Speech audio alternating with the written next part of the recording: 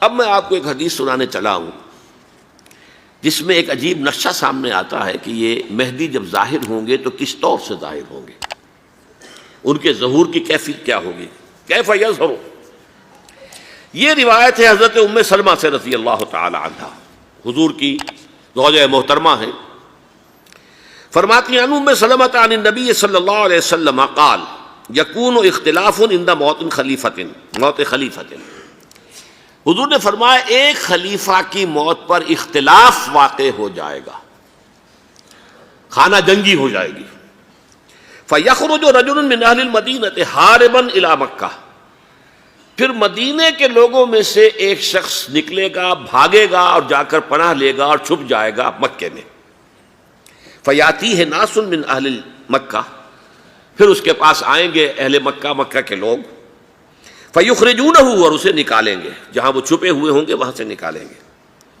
وَهُوَ كَارِهٌ، اور وہ بالکل اس کو پسند نہیں کر رہے ہوں گے، نہ وہ خواہش مند ہوں گے کہ ان کے ہاتھ پر بیعت کی جائے، نہ وہ یہ چاہیں گے کہ وہ میدان میں آئیں اور ان کو جو ہے اپنا لیڈر مانا جائے۔ وَهُوَ كَارِهٌ فَيُبَايِعُونَهُ بَيْنَ الرُّكْنِ وَالْمَقَامِ، لیکن لوگ جو ہے پھر اصرار کے ساتھ ان کے ہاتھ پر بیعت کریں گے رکن اور مقام کے درمیان۔ رکن وہ کونا ہے خانہ کعبہ کا جس میں حجر اسود لگا ہوا ہے، اور مقام ابراہیم جو ہے، ان دونوں کے مابین جو یہ علاقہ ہے یہاں پر وہ بیعت ہوگی۔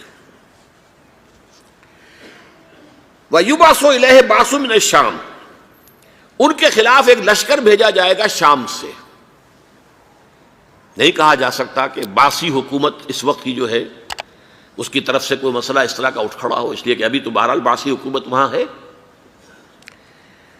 فَيُخْسَفُ بِهِمُ بِالْبَيْضَاءِ بَيْنَ مَکَّہ وَالْمَدِینَہ، لیکن اللہ تعالیٰ اس لشکر کو مکے اور مدینے کے درمیان وادی بیضاء میں دھسا دے گا، زمین کے اندر پورے کے پورے لشکر کو۔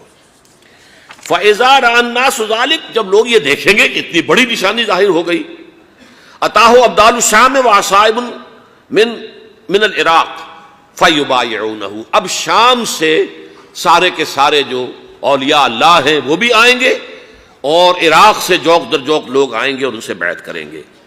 وَيَعْمَلُ فِي النَّاسِ بِسُنَّةِ نَبِيِّهِمْ، پھر وہ عمل کریں گے لوگوں کے مابین، حکومت کریں گے اپنے نبی کی سنت کے مطابق۔ وَيُلْقِي الْإِسْلَامُ بِجَرَانِهِ، اور اسلام اپنی گردن زمین پر ٹکا دے گا۔ وَالْأَرْضِ فِي الْأَرْضِ، زمین میں۔ فَيَلْبَسُ 7 سنین، پھر وہ 7 برس تک حکمران رہیں گے۔ ثم یتوفیٰ، پھر ان کا انتقال ہوگا۔ ویصلی علیہ المسلمون، اور مسلمان ان پر نماز پڑھیں گے۔ یہ جو میں نے آپ کے سامنے نقشہ کھینچا ہے، اس سے اب میں ایک نتیجہ نکالتا ہوں، اسے بھی میرا گمان کہیے، اختلاف بھی کر سکتے ہیں آپ، اگر اس کو وزنی سمجھیں تو قبول بھی کر سکتے ہیں۔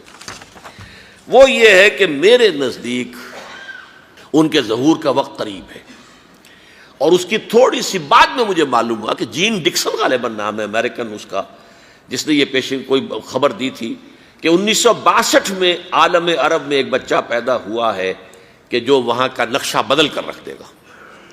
یہ جین ڈکسن کی غالباً پیشن گوئی ہے۔ بہرحال مجھے اس کی پیشن گوئی سے کوئی دلچسپی نہیں ہے، میں تو جو احوال دیکھ رہا ہوں، یعنی اسرائیل کا قائم ہو جانا، اور اس کے بعد اب یروشلم کا مسلمانوں کے ہاتھوں سے نکل جانا، اور اب گویا کہ وہ الملحمۃ العظمیٰ جو ہے تلی کھڑی ہے، کسی بھی وقت جو ہے یہ جو ہے وہ لاوا پھٹ سکتا ہے، آتش فشاں پھٹ سکتا ہے۔ تو یہ تمام حالات ایسے ہیں کہ جن کی وجہ سے میں سمجھتا ہوں کہ ایک تو جو قرآن مجید کے اشارات میں نے آپ کو بتائے، 14 صدیاں، 14 دن میں چاند کا پورا ہونا، والقمر اذا اتسق، 14 دن میں 14ویں کا چاند۔ اسی طرح اب یہ 14 صدیوں کے بعد یہ صدی جو 15ویں صدی ہے، یہ در حقیقت ظہور امام مہدی کی صدی ہے۔